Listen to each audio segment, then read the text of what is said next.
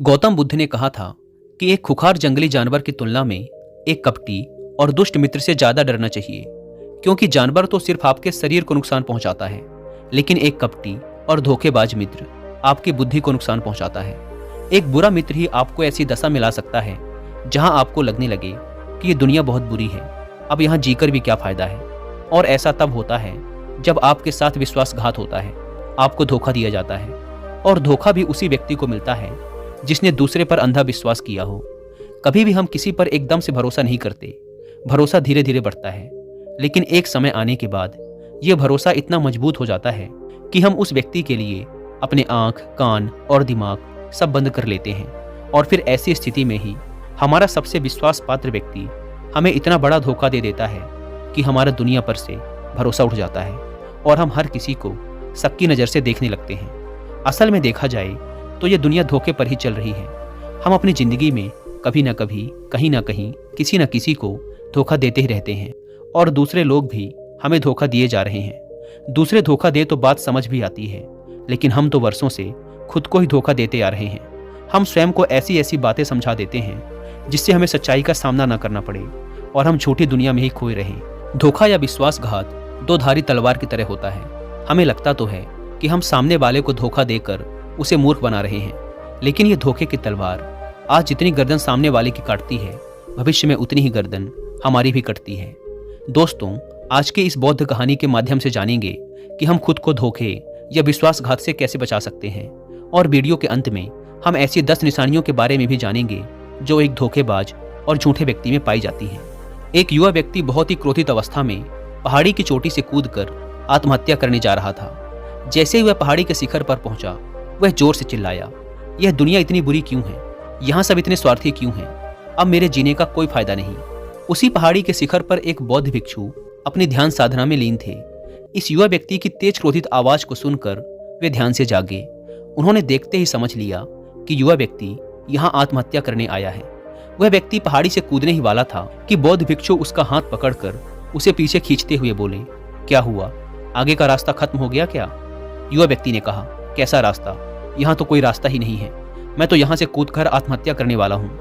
बौद्ध भिक्षु ने कहा, मरना तो एक दिन सभी को है, लेकिन तुम्हें इतनी जल्दी क्यों है? युवा व्यक्ति ने कहा, क्योंकि ये दुनिया रहने लायक नहीं है। यहाँ सब स्वार्थी हैं, सब धोखेबाज हैं। मैंने जिस पर भी भरोसा किया, सभी ने मुझे धोखा दिया। मेरे सगे भाई ने मुझे धोखा दिया, मेरे मित्रों ने मुझे धोखा दिया, लेकिन आज तो हद ही हो गई। मेरी पत्नी ने भी मुझे धोखा दे दिया। वो एक अमीर व्यापारी के साथ चली गई। इतने सारे धोखे मिलने के बाद अब मेरा इस दुनिया में जीने का कोई मतलब नहीं। इस स्वार्थी दुनिया में कोई भी भरोसे के लायक नहीं, इसीलिए मैं आत्महत्या करने जा रहा हूँ। बौद्ध भिक्षु ने कहा, क्या तुम स्वार्थी नहीं हो? क्या तुम पर भरोसा किया जा सकता है?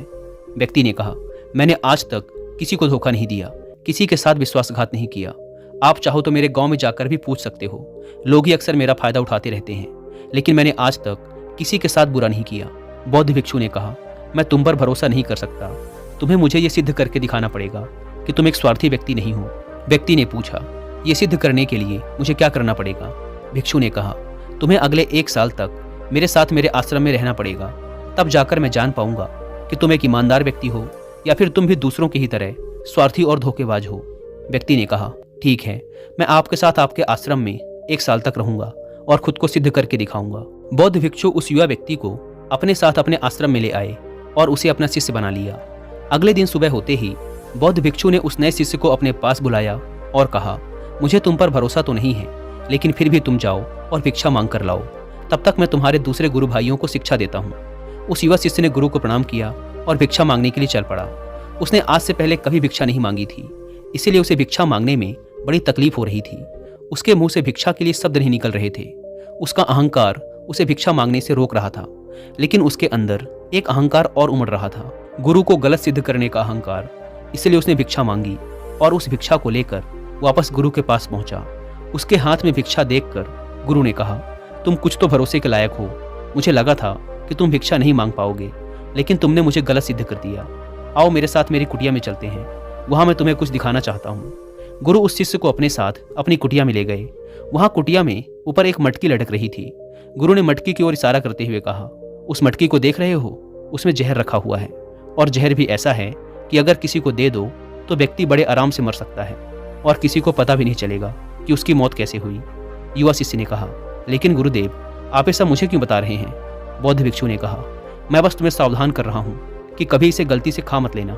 कुछ दिनों बाद गुरु अपने शिष्यों के साथ एक जंगल से गुजर रहे थे। तभी कुछ जंगली लुटेरों ने अचानक उन पर हमला कर दिया। सभी शिष्य अपनी अपनी जान बचाकर इधर उधर भागने लगे, लेकिन ज्यादा उम्र होने की वजह से गुरु नहीं भाग पा रहे थे। यह बात उस युवा शिष्य ने अनुभव की और वह बहादुरी का प्रदर्शन करते हुए अपने गुरु को डाकुओं से बचाकर आश्रम तक सुरक्षित ले आया। आश्रम पहुंचकर गुरु ने उस शिष्य की सभी के सामने बहुत प्रशंसा की और कहा, तुम सभी लोगों से अच्छा तो मेरा यह नया शिष्य है, जिसने अपनी जान पर खेलकर मेरी जान बचाई और मुझे सुरक्षित यहाँ तक ले आया। आज से मुझे इस पर पूरा भरोसा है। उस दिन के बाद से हर सुबह जब भी गुरु उस शिष्य से मिलते तो उससे एक बात जरूर कहते, मुझे तुम पर पूरा भरोसा है। धीरे धीरे गुरु का उस शिष्य पर भरोसा बढ़ता चला गया और वह इतना बढ़ गया कि गुरु ने एक दिन शिष्य को अपने पास बुलाया और कहा, मेरा कोई पुत्र नहीं है, लेकिन तुम मेरे पुत्र जैसे ही हो। अब मेरी उम्र हो चुकी है, मैं बूढ़ा हो गया हूँ, इसीलिए मैं चाहता हूँ कि मेरी मृत्यु के बाद इस आश्रम की बागडोर तुम अपने हाथों में ले लो। शिष्य ने कहा, गुरुदेव, अगर आपकी यही इच्छा है तो मैं आपकी खुशी के लिए ये जिम्मेदारी भी उठाऊंगा। इतना कहकर शिष्य वहां से चला गया। कुछ दिनों बाद गुरु बीमार पड़ गए तो उन्होंने आश्रम के सभी शिष्यों को बुलाकर यह घोषणा कर दी कि मेरे बाद इस आश्रम का संचालन ये युवा शिष्य करेगा। धीरे धीरे दिन बीतने लगे और उस युवा शिष्य के मन की बेचैनी बढ़ने लगी। वो जल्द से जल्द आश्रम को अपने कब्जे में लेना चाहता था। वो हर सुबह गुरु के पास जाकर यही देखता कि गुरु के स्वास्थ्य में कोई प्रभाव पड़ा या नहीं, लेकिन गुरु का स्वास्थ्य तो दिन प्रतिदिन अच्छा होता जा रहा था। अब तो उसके सब्र का बाण भी टूटने लगा। उसके रातों की नींद चली गई। वह हर समय यही सोचता रहता कि कैसे गुरु को रास्ते से हटाया जाए और किसी को पता भी न चले। कभी वह सोचता कि गुरु को नदी में धक्का दे देता हूँ, लेकिन अगले ही पल उसे ख्याल आया कि गुरु तो अच्छे तैराक हैं, वो तैरकर बाहर आ जाएंगे। फिर कभी सोचता कि गुरु को गला दबाकर मार देता हूँ। सब जानते हैं कि मैं गुरु का भरोसेमंद हूँ, इसलिए मुझ पर किसी को शक भी नहीं होगा। लेकिन फिर वह सोचता कि अगर थोड़ी सी भी चूक हुई तो इससे बात बिगड़ भी सकती है। मुझे कोई ऐसा तरीका ढूंढना होगा जिसमें गुरु की मौत भी हो जाए और सभी को यही लगे कि यह एक स्वाभाविक मृत्यु थी और भगवान को यही मंजूर था। एक दिन वह युवा शिष्य गुरु के पास उनकी कुटिया में बैठा हुआ था। तभी उसकी नजर ऊपर लटक रही मटकी पर पड़ी। उसे याद आया कि गुरु ने कहा था इसमें जहर है, और जहर भी ऐसा है जिसका किसी को पता नहीं चलता। उसने सोचा कि यही सही रहेगा, ये जहर गुरु को दे देता हूँ और किसी को पता भी नहीं चलेगा कि उनकी मृत्यु कैसे हुई। फिर पूरे आश्रम पर सिर्फ मेरा नियंत्रण होगा। अगले दिन उसने चुपके से गुरु की कुटिया से वो जहर चुरा लिया और उसे गुरु के खाने में मिला दिया। गुरु ने वह खाना खा लिया और रात में सोने चले गए। लेकिन जब सुबह हुई तो पूरा आश्रम जागा, पर गुरु नहीं जागे। शिष्यों ने गुरु की कुटिया में जाकर देखा तो पता चला कि गुरु की तो मृत्यु हो गई है। जब यह बात उस युवा शिष्य को पता चली तो वह अंदर ही अंदर बहुत खुश हो गया और आश्रम को अपने नियंत्रण में लेने का काम शुरू कर दिया। उसी आश्रम में गुरु का एक सबसे पुराना शिष्य भी था। वह चुपचाप यह सारी घटना देख रहा था। वह अपनी कुटिया में गया और वहां से एक औषधि ले आया और वह औषधि गुरु को पिला दी। थोड़ी ही देर में गुरु की चेतना लौट आई और वह एकदम स्वस्थ होकर बैठ गए। यह सब देखकर उस युवा शिष्य के पैरों तले जमीन खिसक गई। वह बुरी तरह घबरा गया। गुरु ने बाकी के सभी शिष्यों को अपने अपने कामों में वापस भेज दिया और उस युवा शिष्य को अपने पास बुलाकर कहा, क्या तुम अभी भी विश्वास करने के लायक हो? क्या तुमने मुझे धोखा नहीं दिया? क्या तुम स्वार्थी नहीं हो? वह शिष्य गुरु के चरणों में गिर पड़ा और बोला, पता नहीं ये अपराध मुझसे कैसे हो गया। मैंने आज से पहले तो कभी किसी को धोखा नहीं दिया था। लोग ही मुझे धोखा देते आए हैं, लेकिन पता नहीं क्यों और कैसे मैंने आज आपको धोखा दे दिया।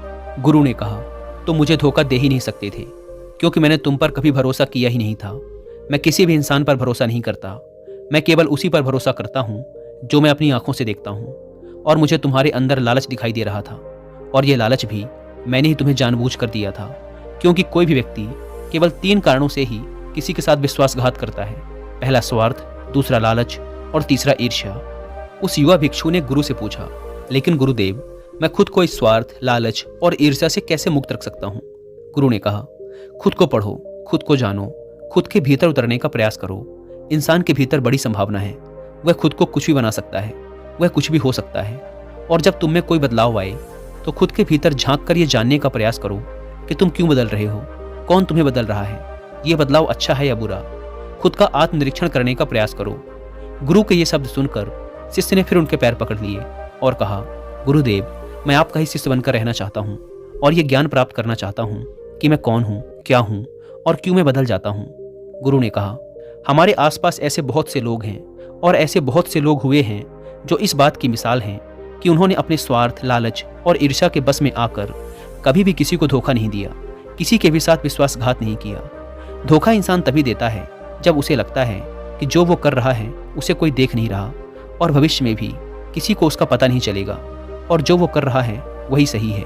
हालांकि पकड़े जाने के बाद खुद को बचाने के लिए वो तर्क और दे देता है कि मैं तो कुछ कर ही नहीं सकता था, मेरे पास यही आखिरी रास्ता बचा था, मैं मजबूर था। लेकिन हर धोखे के पीछे की सच्चाई यही है कि व्यक्ति उसे जानबूझकर अपने फायदे के लिए करता है। गुरु ने शिष्य की आंखों में देखते हुए कहा, याद रहे, हम जब भी किसी को धोखा देते हैं तो हम उसकी आंतरिक चेतना को ठेस पहुंचाते हैं और वह इतनी बुरी तरह आहत हो जाता है कि उसका किसी पर भरोसा नहीं रह जाता और वह अंदर से बहुत दुखी और खुद को बड़ा अकेला महसूस करने लगता है। इसीलिए अगर तुम चाहते हो कि तुम्हें कोई धोखा न दे पाए तो अपनी आंख, कान और दिमाग को खुला रखो। लोगों पर भरोसा तो करो, लेकिन इतना भी भरोसा मत करो कि वो तुम्हारा फायदा उठाने लग जाएं। हमेशा अपने सबसे महत्वपूर्ण कामों का नियंत्रण अपने हाथ में रखो और कभी भी अपने जीवन की बागडोर किसी दूसरे के हाथों में मत दो। और बीच बीच में खुद की भी जांच पड़ताल करते रहो कि जिस धोखे से तुम बचना चाहते हो कहीं वैसा ही धोखा तुम तो किसी दूसरे के साथ नहीं कर रहे हो। और अगर फिर भी तुम्हें कोई धोखा दे तो निराश मत होना, क्योंकि हर एक धोखा इंसान को कुछ न कुछ सिखा कर ही जाता है। धोखा खाने के बाद इंसान पहले से भी कहीं ज़्यादा सतर्क और समझदार हो जाता है। इसीलिए सिर्फ एक धोखे की वजह से खुद की जिंदगी को बर्बाद मत करो और इसे एक सीख समझकर आगे बढ़ जाओ। गुरु ने कहा, ये 10 निशानियां हैं एक धोखेबाज इंसान की, एक चालाक इंसान की, जो तुम्हें धोखा दे सकता है, तुम्हारे मन की शांति तक छीन सकता है और तुम्हें निराशा के गहरे सागर में डुबोकर तुम्हारी जिंदगी तक खत्म कर सकता है। पहली निशानी, जो इंसान धोखेबाज होगा, झूठा होगा, वो तुमसे सब कुछ छुपाएगा। तुम्हें उसके बारे में दूसरे लोगों से पता चलेगा और जब तुम पूछोगे तो बोलेगा कि बताना ही भूल गया। उसके साथ बहुत लंबा वक्त बिताने के बाद भी तुम्हें उसके बारे में कुछ खास पता नहीं होगा कि वो तुम्हारे बारे में सोचता क्या है, उसके जीवन में क्या चल रहा है। तुम हमेशा उसके बारे में दुविधा में ही रहोगे, क्योंकि वो तुमसे हर एक बात छुपाएगा, क्योंकि वो एक सच्चा इंसान है ही नहीं। एक सच्चे इंसान को कोई परेशानी नहीं होती अपने बारे में बताने में। वो लगभग हर एक बात तुम्हारे साथ साझा कर लेता है। लेकिन जो धोखेबाज होगा वो बड़ी सावधानी से चलता है। तो ये बात हमें गौर करनी चाहिए कि जिस इंसान के साथ हम रिश्ते में हैं, जिसे हम अपनी जिंदगी सौंपने वाले हैं, जिसके साथ हम प्रेम का, विश्वास का सौदा करने वाले हैं, क्या वो अपनी पूरी जिंदगी हमारे साथ एक खुली किताब की तरह साझा करता है या नहीं, या वो हमसे चीजें छुपाता है। अगर वो छुपाता है तो वो इंसान एक बहुत बड़ा धोखेबाज है। दूसरी निशानी, जो इंसान धोखेबाज होता है और जिसका हमसे सच्चा प्रेम नहीं होता, उसे हमारी परवाह कभी नहीं होती। हम चाहे उसकी कितनी ही परवाह कर लें, कुछ भी कर दें उसके लिए, लेकिन उसे जरा सी भी परवाह नहीं होगी। और ऐसा एक बार नहीं, बार बार देखने को मिलेगा। लेकिन हम इसे देख कर भी अनदेखा कर देते हैं। ये हमारी गलती है। हम अपने मोह के चलते सच आंखों के सामने होते हुए भी उसे देख नहीं पाते। ये हमारी कमी है। अगर हम थोड़ा होशपूर्वक देखने का प्रयास करें तो हमें पता चलेगा कि उसे हमारी कोई परवाह नहीं। तीसरी निशानी, जो इंसान धोखेबाज होता है वो बहुत बड़ा झूठा भी होता है। उसकी खुद की बातें ही खुद से मेल नहीं खाती। उसकी जुबान बार बार बदलती रहती है। वह अपनी ही बातों पर खरा नहीं उतरता, लेकिन हम उसकी झूठी सच्ची बातों पर फंस जाते हैं, इसीलिए हम उसे पहचान नहीं पाते। चौथी निशानी, एक धोखेबाज व्यक्ति हमारे सामने तो हमारी चापलूसी और झूठी प्रशंसा कर लेगा, लेकिन वो कभी भी हमारे पीठ पीछे या दूसरों से हमारी प्रशंसा नहीं करेगा और हमें इज्जत नहीं देगा। हम चाहे उसके लिए मर ही क्यों न जाएं, लेकिन वो कभी भी हमारी प्रशंसा नहीं करेगा और हमें उतनी अहमियत कभी नहीं देगा जितनी हम उसे अपनी ज़िंदगी में देते हैं, क्योंकि वो एक दिन हमें धोखा देने वाला है। तो हमें बहुत बड़ा धोखा मिले, इससे अच्छा है कि हम पहले ही सावधान हो जाएं।